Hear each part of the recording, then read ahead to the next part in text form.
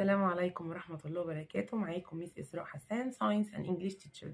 طبعا كلنا عارفين ان منهج ميدل 1 كله في كل السبجكتس او كل المواد منهج جديد. انا هتكلم النهارده تحديدا عن مادة الانجليش. تمام؟ طيب دلوقتي احنا عارفين طبعا ان الانجليش مادة قوية جدا ومحتاجة الطالب يكون متأسس فيها. طيب انا دلوقتي عديت جونيور 4 5 6 وداخل على ميدل 1. طب ميدل 1 الله اعلى واعلم بالمنهج هيكون شكله عامل ازاي.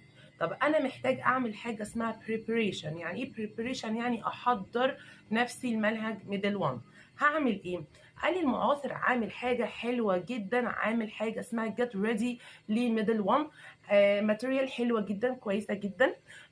اقدر ان انا لو هو عبارة عن 80 ورقة بالظبط، ال 80 ورقة دول لو أنا فعلا جمعتهم هكون داخل ميدل 1 مستعد ليها. طب ال 80 ورقة دول عبارة